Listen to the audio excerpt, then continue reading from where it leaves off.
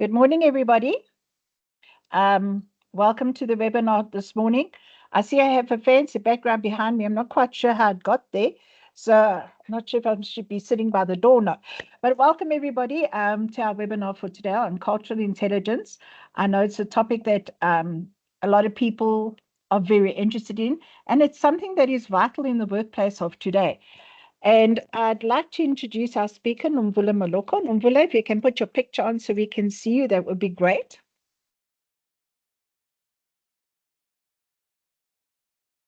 Hello, Nomvula. There you go. There's our smiling face there. I'd like to introduce you to Nomvula. Nomvula is a business strategist, a leader, and an award-winning office professional with over 2 decades of expertise in office administration. As a mentor, coach, and international trainer, facilitator, and assessor, Nomvula has worked with multinational organizations like Alexander Forbes, Oxfam GB, and BMW Group South Africa, as well as state-owned enterprises such as the South African State Theatre, SABC Radio, and the Safety and Security SETA. Nomvula delivers transformational training content and solutions to organizational challenges. A specialist keynote speaker, Nomvula has addressed audiences from various organizations and educational institutions across the continent. Her journey focuses on enhancing public speaking and presentation skills to communicate thought leadership on servanthood, stewardship, and legacy. Her cultural intelligence is enriched by her love for travel, combining business and leisure, which she calls bleisure, to the UK, Ethiopia, Zambia, and Rwanda. So without further ado, I'm going to hand over to Nomvula Moloko. Please, to all the attendees out there, I have unmuted you as we would like to have an interactive session where you ask questions. So please feel free. You'll see that as you've come in, I have unmuted you all. So you are able to ask questions. And please keep them coming. Let's keep Nomvula busy this morning. It's cold and we all need to get a little bit warm. So keep those juices flowing, keep the questions coming. And Nomvula, over to you. Thank you so much, Dawn. Good afternoon to you. And is everybody warm? Let's try there, depending on where you are. I'm assuming I'm talking to South Africans in the middle of a very cold day in Joburg.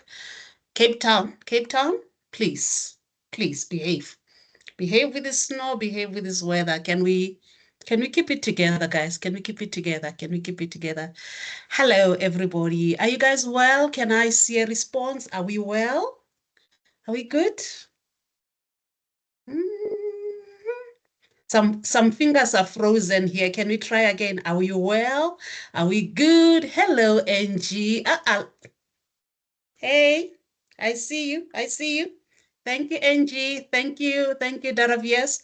Thank you so much, guys. It's so good to be with you again. So I did ask that this be an interactive session. Sushila, where have you been? Dawn, please share my bio with Sushila. It looks like she is looking for it. You never know, you never know. So I want to get straight into business about cultural intelligence. And this obviously was sparked when we were in Cape Town, Dawn? Help me out. When we were in Cape Town? Cape Town conference, yeah. Yes, it was Cape Town last year, November. And we touched on some things and I spoke about cultural intelligence. And clearly it is a subject that you guys are interested in. So this is the background, perhaps, to it. I think whenever we think about these intelligences, we sort of like approach them in an abstract manner, right?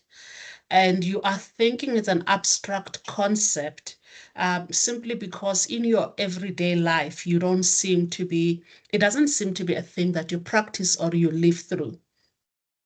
So this would be my context and my cultural intelligence and the way I have been privileged, I think, to have been sort of like initiated, I'll use that word, initiated into cultural intelligence from a young age. I am a young girl born in born in Limpopo from Seshego. My grandfather is a Motswana man from Rustenburg. My grandmother is a Zulu woman, right? Her great-great-grandmother, I don't know how many grandmothers before, was one of the royal wives, and they ran away due to polygamy. It still happens, guys. You know, the king marries X number of guys, but number of wives, but they don't all stay together until the end. So my great-great-grandmother was one of the royal wives from the Zulu royal family, and things did not work out. She ran away from there and she went and settled in Lightenberg, Mashishing. That will be the current Mpumalanga, right? These people get to meet where they meet and they both settle in Seshego, Polokwane, Pietersburg in Limpopo.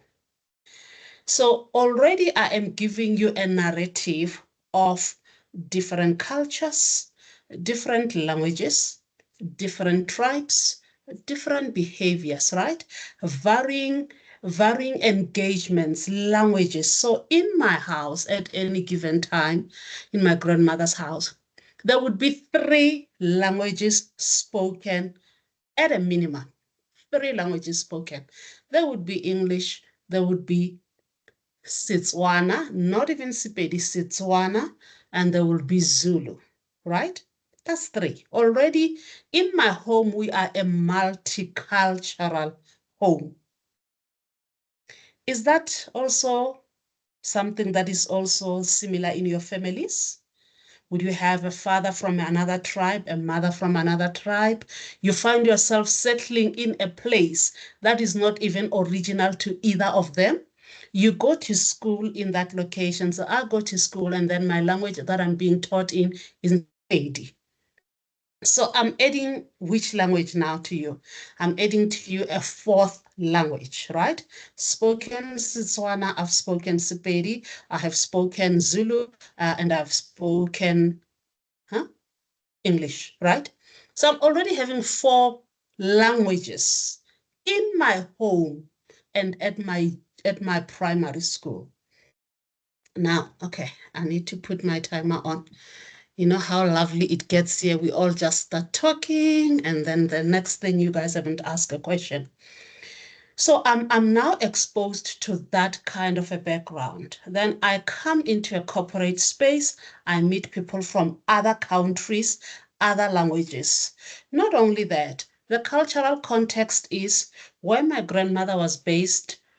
We were more closer in terms of rural areas, right? So over school holidays, I get shipped to go to a village where I can go and see goats being milked, cow herding, right? That's a culture. So the language, the behavior, the activities there are different. And then over the other holidays, then I get shipped to Johannesburg. That's another culture, that's another language, that's another environment. Now, if you are thinking about all these dynamics, most probably your neighbors might have even spoken another language. So you already are somehow a multicultural being. Number 1, from your parentage. Number 2, from your environment. Number 3, from the schools that you go to, your neighbors that you interact with. And already as a human being, just in that small locality and your home and your school and your church, most probably, right? Or other cultural or traditional activities that are happening. You are a multicultural being already exposed. Hasn't it amazed you why South Africans are needed all over the world and people are telling us that we adapt amazingly? That's because we have that privilege. It's not every country, it's not every person that has that. Do we have anyone here from Nigeria or stays with Nigerians or works closely with Nigerians? Just wave at me. I'll ask you a question and then you can unmute for me. So the engagement has started. From Nigeria, thank you so much, Muresi. So Muresi, if you know that from Nigeria, how many local dialects do they have just in Nigeria? Thank you. Please go ahead and answer that question for us. It's a lot. It's a lot, right? It's a lot. It's a lot. So a person from Nigeria is already speaking most probably more languages than a lot of other people. And that's why they go and they acclimatize everywhere, because they've learned to speak multiple dialects and languages. They can go and stay in Kazakhstan, and the next thing they know how to speak the language. So they already have that multiculturalism in terms of their languages, their locality, their dialects. Also, them being in that West Africa circle, right? Then you also have the surrounding countries, and then there is also just that interaction of dialects.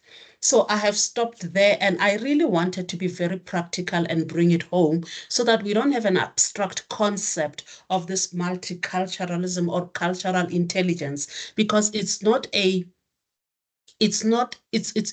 academic concept, but it's a lived reality in Africa. Some people have had to be refugees, run away from where they are and come into other countries, and then they marry people from those countries, and then they have children, and then it's also just being in that space and that lived reality. So that is that. Now, quick quiz. How many grand exports do you think Africa has given to the world? Grand exports. Think about people that really embodied their culture, they embodied who they are, and they were received worldwide. Shoot, hands up. Let's hear it. Cultural icons that Africa has given to the world.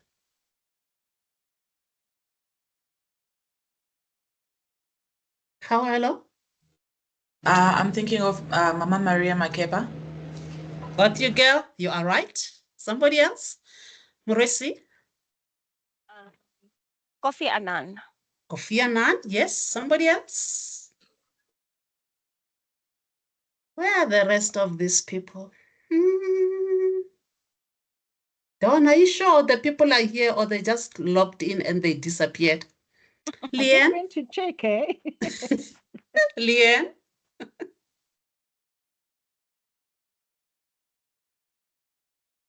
Madiba, yes, we got that. Thank you so much. Nelson Mandela. Nelson Mandela, thank you so much. We got that, right? Wangai Matari. Malala Yusuf, right? That's Middle East. The young girl from the Pretoria High School with the hair story. Who remembers her name? Her name escapes me. Yes, ma'am. Yes, Azra.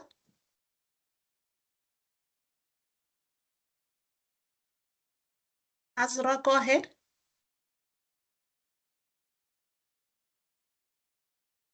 Azra, you can speak. You are unmuted. Okay. Leah?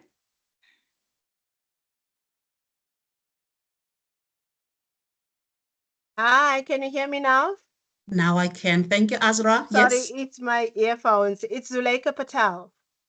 Thank you so much, Zuleika Patel. Such a great ambassador.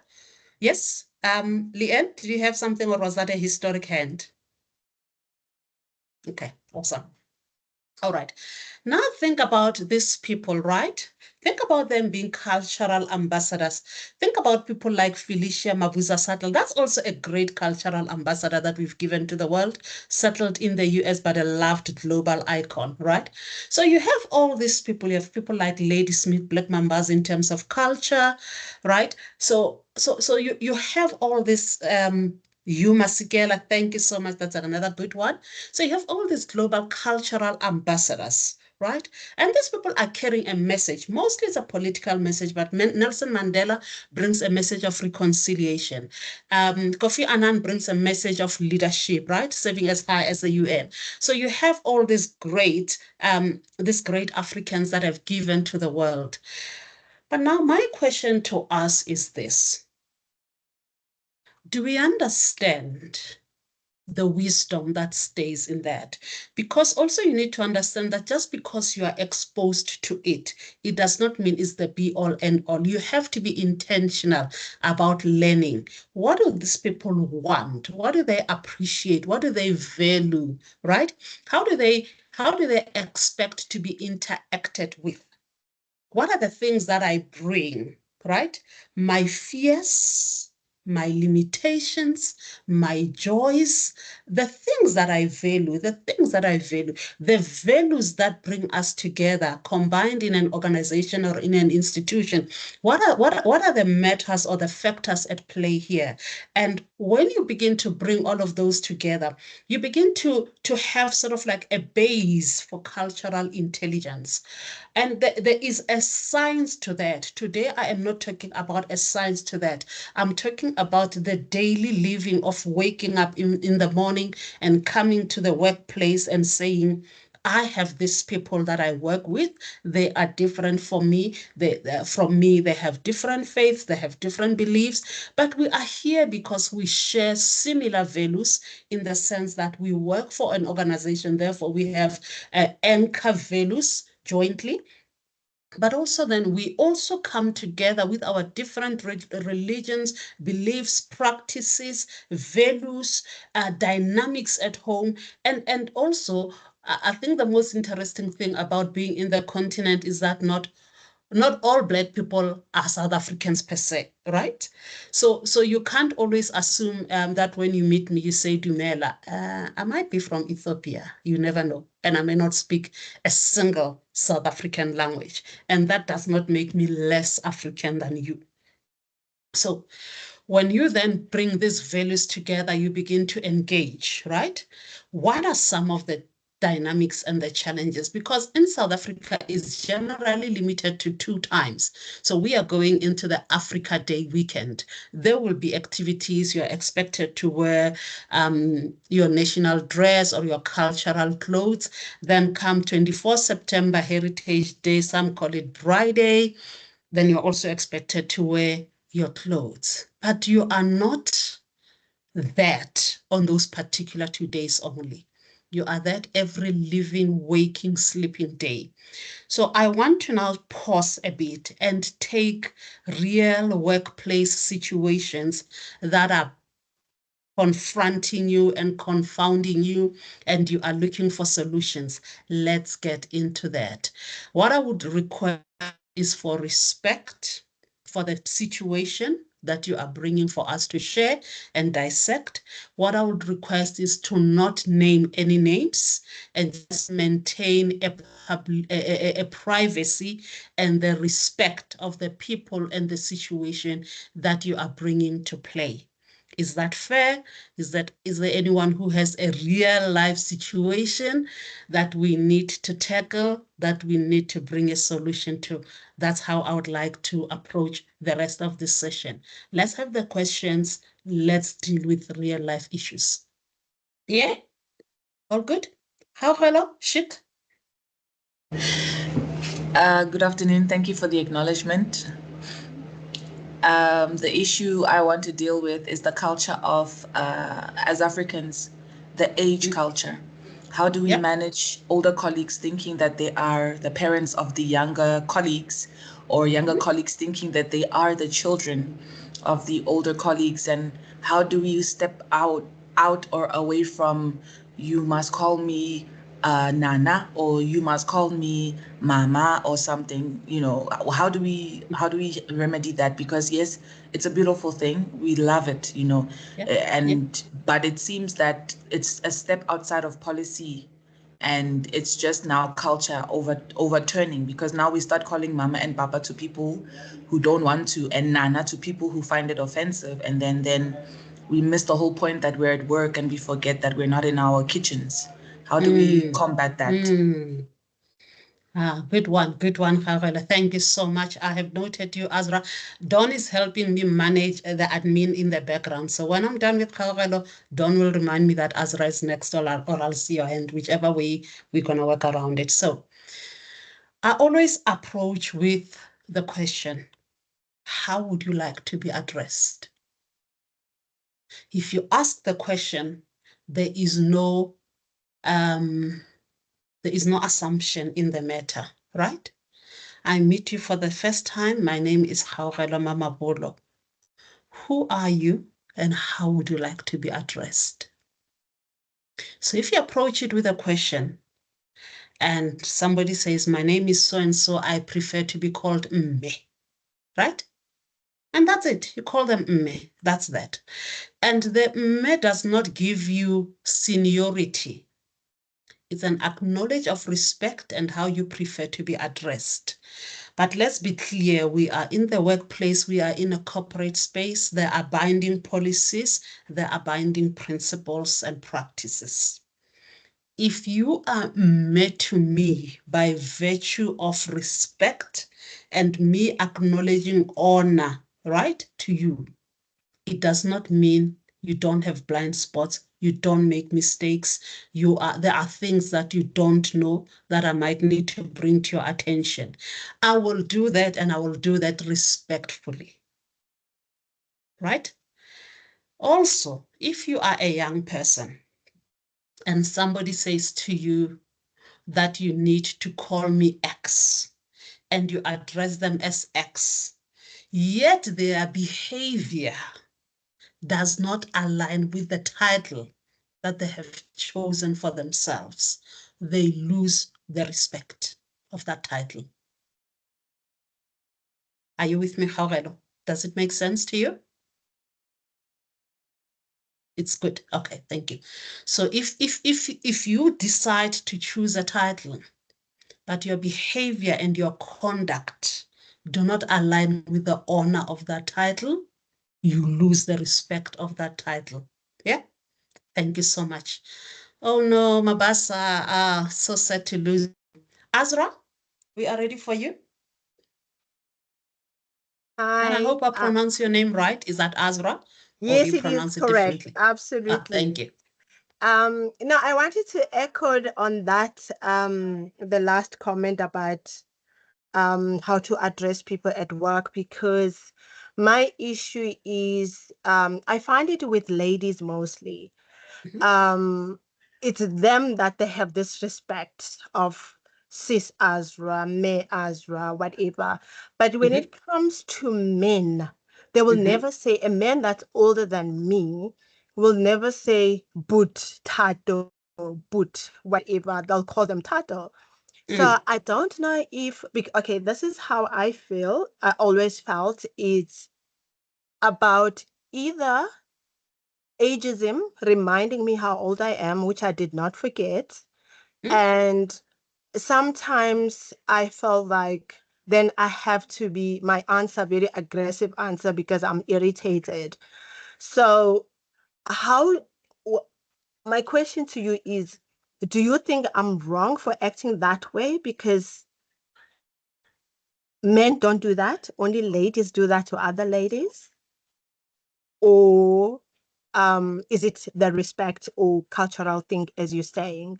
But why is it one-sided? So I would say to you, respect is a standard that should be accorded and afforded everybody. That is for me a base. I call you Buti, I call you Sisi, I call you Me, I call you Ndate. But sometimes, and this is my wisdom of the years, to the naughty men in the workplace, you will see them with gray hair, knowing this is a very old person. No, just call me Jay. Ndate John. Why? Because you see the behavior when they say, call me Jay. There are intentions. Somebody is trying to blur the line of life experience. If you're 58, you're 58. Don't be blinking. Don't be doing funny things with a 20, 25-year-old and call me Jay. Call me Jay. You are Ndate Jay, and we're going to address you as that so that your behavior aligns with your title. But back to the issue of sort of ageism, Azra. For me, I don't genderize it. I apply respect across the board.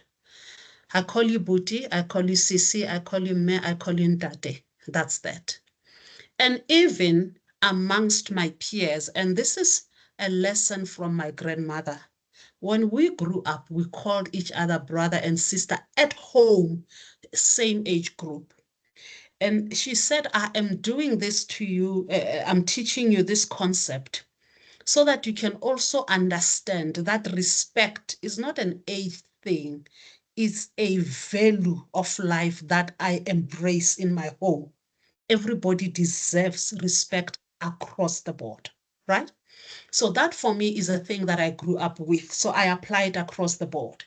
But I apply it extra and I add that title, and I'll call you Ntate, and I'll call you Sir, and I'll call you Mr., and I'll address you accordingly. But please do not make a mistake. I will call you to order, and I will tell you clearly that your behavior does not align with your title, and you are making me doubt if you actually are worthy of that title. But at base value, you deserve respect. But your behavior must be commensurate with the respect that you've been afforded and accorded. Does that help, Azra? Yes, it does. Thank you. Thank you so much. Next question. Real life situations, guys, let's deal. We are here to fix the country today. Moresi, let's go for it.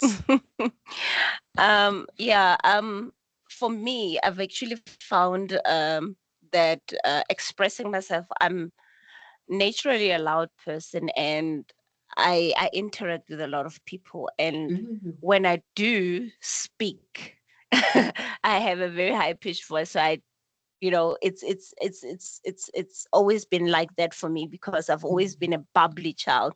Yep. So you get into an office space where you have people from different cultural backgrounds who find it very loud and irritating. And for me, how I've resolved it is actually educating people of the fact that when I am speaking out loud is because I'm actually happy.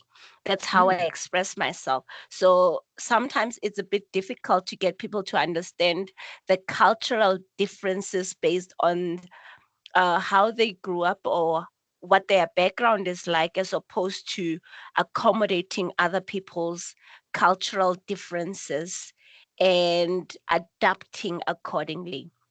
So I think also the onus is on us to educate other people in a respectful manner as to how you're behaving, the way you are, or how you are. Because right now I find it very easy to engage with a lot of people because they understand. I've educated them as to who Moresi is and how Moresi interacts with people. And I've found that whenever I come back to the office after not being around for a long time, I get complaints that the area I sit in is quite quiet. It has been really quiet for a while. So I think it's a matter of educating other people as in a respectful way, and also being aware of the unconscious bias of others. And sometimes I don't blame them. It's because of the cultural differences. Thank you. Thank you so much, Moresi. Thank you. Do we have other comments? Yeah, that conscious bias is a real thing in the workplace. Do we have more questions, more comments?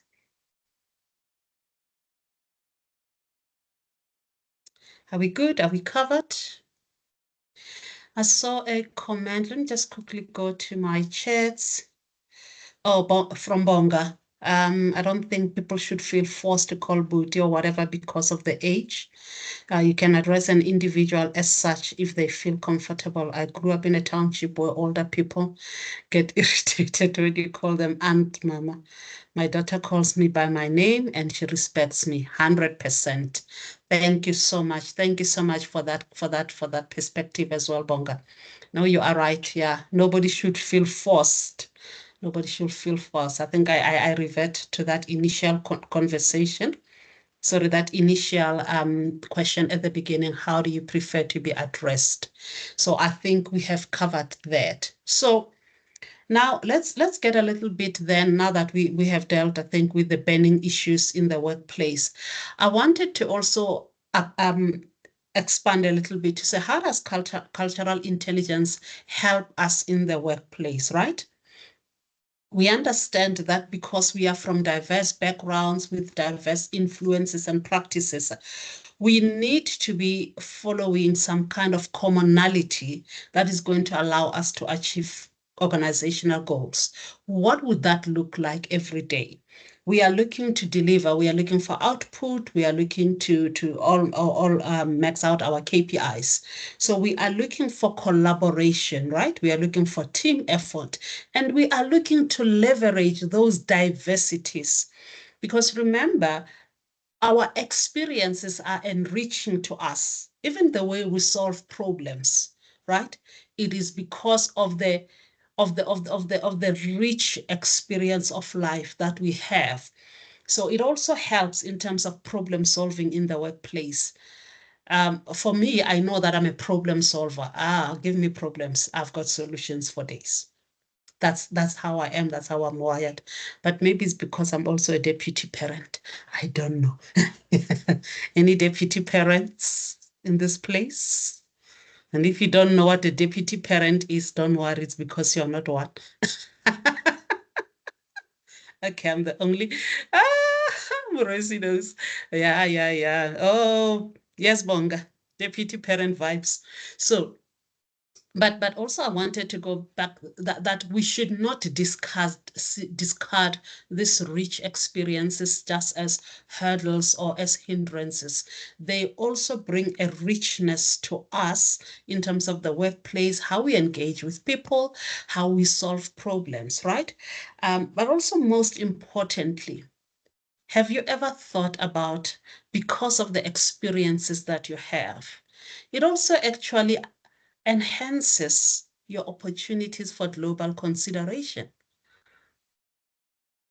For me, I love travel. I love reading. Those things have opened up worlds to me, right? They've opened up worlds to me that I believe otherwise I wouldn't have had access to. And so whenever I think about, especially the continent, I have a rule. There's always a starch. There's always a green vegetable. There's always a meat. You must just choose, right? So then your approach to even where you travel, how you engage with people, what do you do? Are you open to opportunities? Do you limit yourself and say, oh no, I'm afraid to travel, a solo travel and all of that? But once you open up yourself to that, and to even organizations, there's an organization called Internations. I don't know if any one of you is familiar with it, but what it does is when you get into a country, you get into that organization of Internations, and you can find fellow Internation members. Either you have fellow people from your country that are in already country, or South Africans that are willing to receive you and welcome you and just make you feel at home and begin to just show you around the country. So it could be another explore to say, while I'm still here and I don't have other opportunities to travel or go beyond the borders, I also can then begin to engage with these opportunities. I would say another thing that you can explore is fellowships. Fellowships of universities, different cohorts, where you get an opportunity to work with people from different countries. And some of you work for multinationals. That also enriches your global outview in terms of being able to work with people of different cultures and being able to work with people of different nationalities, religion, practices, and all of that. So I would say always explore opportunities that enrich you and equip you for better days ahead.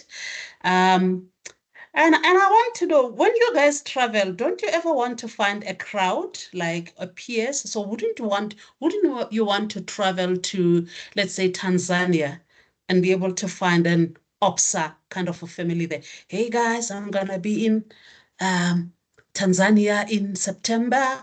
Can we do brunch, whomever is there? Yeah, that would be lovely. Angie, is that a question? Or is that a yay?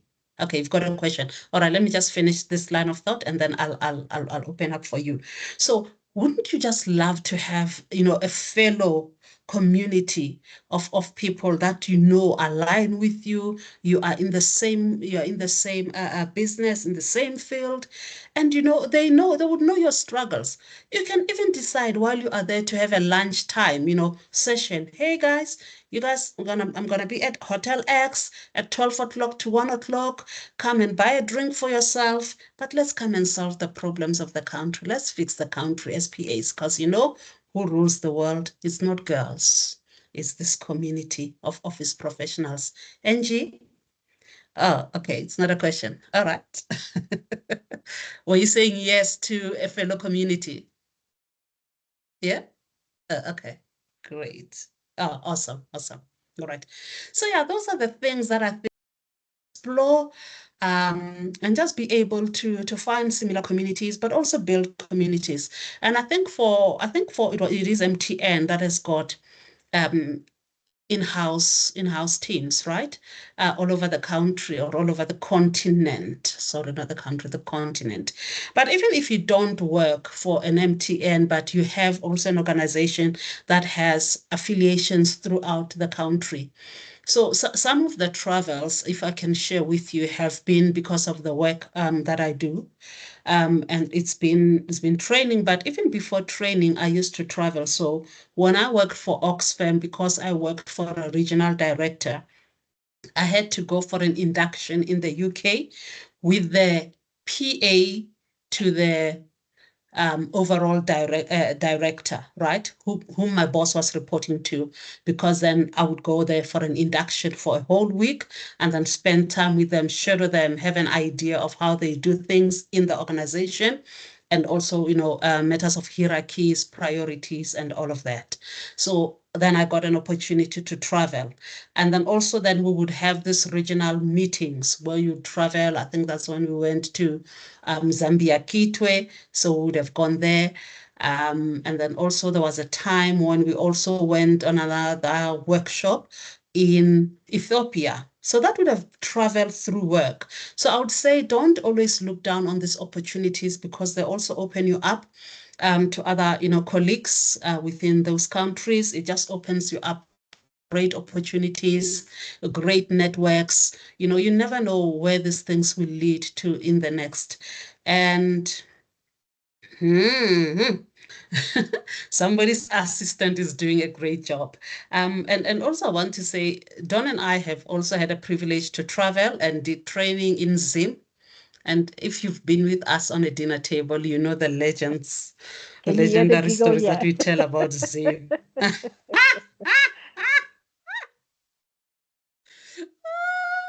Guys, traveling the continent is a sport. That's all I'm gonna say. But it's amazing. It's amazing. Let's never discount the experience and just the richness of expertise. I mean, we met a lady there, and I want to share this with you because sometimes I think we look down on our profession and we don't see the worth that is in it. There was a lady there, Diana. Is that her name, D? The one who was the PA to the mayor? Yes, it was Diana. You're Diana, right. yeah. Yeah. Diana, when we met her, she had 30 years experience of being a PA to the mayor. Every mayor was received by her. And this is a story that Diana shared with us. Diana shared with us that she actually had what she called a hot file, right? Every mayor needs to know what is in this file and how to react to it. But she said one of the mayors was not a churchgoer, and she knew Diana to be a churchgoer. She said, no, I've been invited to a women's meeting, and then we are going there. But when we get there, I'm going to introduce them and tell them I'm not a preacher, but I've got a preacher. So the PA travels with the mayor. They get to this women's meeting. The mayor is received and she greets the people and says what she says. And she says, but I'm not here to preach. Here is my PA. She's the pastor and she is here to preach. But I'm just saying that you get then to also explore and to begin to be exposed to things that actually serve you, that actually enrich you, and actually also open up platforms for you. So I'm saying this to say that cultural experience, the reading, right, of books by authors in the continent, attending these fellowships, attending gatherings, webinars where you meet other people. It may not necessarily be about this particular profession, but you can look for, topics that we discuss now. I think yesterday I was added to a webinar group in South Africa for AI. Let me just see. Yeah, AI South Africa, that's what it's called. But I attended one of their courses. And then the other day I attended something and we were trying to break the Guinness World of Records for being the most people on Microsoft Copilot. And I've got a badge for doing that. These are small things, but I'm just saying, I want us to not just look at cultural experience as an abstract out there, an academic science to be studied, but it's our everyday lived experience, our everyday encounters with colleagues, encounters even with people on the phone. And also, when I worked for BMW, I had a boss. Obviously, he was German. My boss will just start a WhatsApp. Next week, I want this. Next week, and every time I'll just say, good morning. Good morning. Until say, oh yeah, hey, you guys want to be greeted? Yes, we love to be greeted. That's the culture in South Africa, and that's how we do things.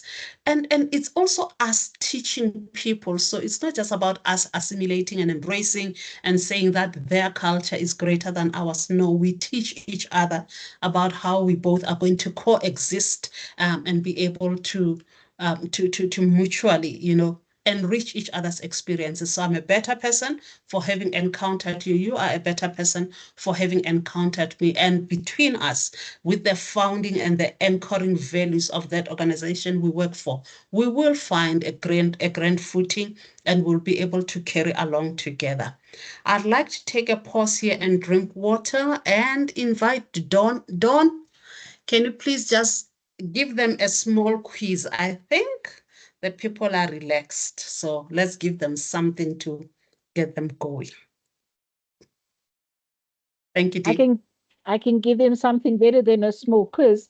I can put a picture in their mind of you and me sitting on a single bed in Zimbabwe with a light bulb that was fixed from the middle of the ceiling in our room to some pole outside, eating a box of chicken and chips. So yeah, I think that's better than a quiz. That's a picture. That's a picture and a half. Yeah. guys, and I were dumped by our travel coordinator, and they forgot to book our flight back home. So we had to get out of the hotel, fancy hotel where we slept in, where we were training, and find a makeshift hotel somewhere in the village or the location next to the airport. And we were in Zimbabwe back in the day, not now, back in the day. And there we were. And all we had to bath in the morning was a bucket of hot water. And we bathed, and on our way to the airport we were. And life is good. Life is good. But Yeah. Oh yeah, no, definitely humbled. Yeah, no, it was wild. For a moment it was wild. But also, guys, let me share with you this one. I was in Rwanda in October, November, attending the Africa Writers Conference. Let's not talk about me writing books. I said I was attending the Africa Writers Conference. Perish the thought that you are having right now about me writing about my adventures.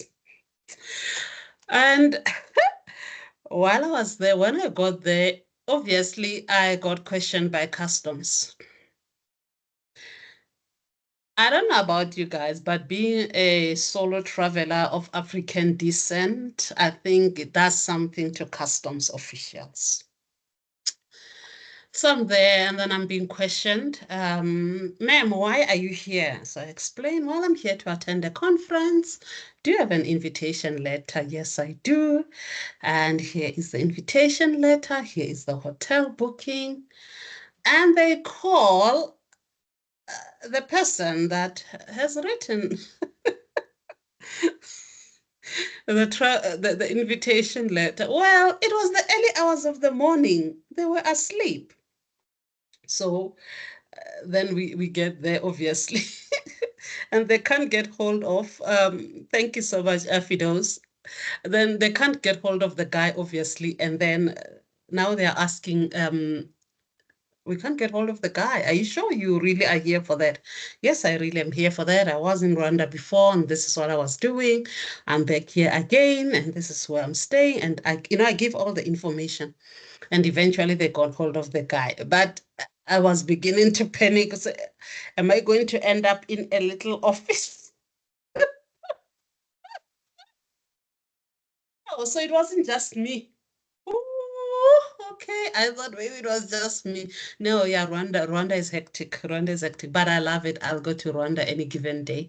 So, all right, that was us taking a little bit of a break. So, ladies, I have opened up the floor to ask questions, any challenges we are having with cultural intelligence. Do we still have any issues or are we good? Because if we are and we've answered everybody's questions and everybody is clear, I am happy to let you go back to the last 10 minutes and grab your lunch. But I'll hand over to Dawn and say thank you so much. It's been a pleasure talking to you and interacting with you. And as always, you know me, hearts and hugs. Thank you, Nomvula. Pleasure, Dee. Thank you. That was really great. And I think we've just touched the tip of the iceberg on cultural intelligence. I feel that there is so much more that we can discuss and we can talk about. And I'm sure that there are a lot of questions out there still that people would like to ask. And I think it's a topic that we need to maybe do on a little bit of a regular basis, maybe every month or so we have another one, an interactive one where people can ask, because there's so many questions out there. You know, I love the question that came up about being called, what was it, Mama? And you know, I'm used to being called Tunny. They look at you and they say Tunny, and all of a sudden I get a few new names. But I think there's still a lot of questions that we can ask, and perhaps this is something that we should do on a regular basis. Have an open forum where people can speak out, come with the questions, come prepared with what they want to ask. Leanne, I see you got your hand up. Have you got a question? Don't, not much a question, but I just wanted to say in respect goes a long way across all cultures. So what I'm trying to say is that you don't have to like be like, it's not about age or how old the person is or who and what the person is and all of that. It's about respect. So it doesn't matter if you are small, big, medium size, whatever size. In all cultures, respect is always there. So you don't have to go into the cultures to know what needs to be expected of you. Respect just comes mutual, and it's just like it's there. It's like, how will they say, it's a universal language to have respect. Absolutely. So once you have that and you've sorted that out, we can always address the issue at hand if maybe we misunderstood each other on certain points, and then we can take it from there. But respect, I would think that is what we should have the most, and that we won't have any issues going forward. Absolutely. Agree there. And I saw a couple of clips coming up there as well. Absolutely. Thank you, Leanne. But I see we're going a little bit over our time here. So please, ladies and gents, thank you for joining us. If you would like more sessions like this on cultural intelligence, please let me know so that we can speak to Nomvula and we can organize. And I think it was great that we were able to open it up to the floor when you could ask your questions. So thank you for joining us. I will send out details of our next webinar so that you can join us again, and have a great week. Thank you. Thank you. Thank you. Thank you. Thank you. Bye. Thank you. Bye. Thanks. Take care. Bye.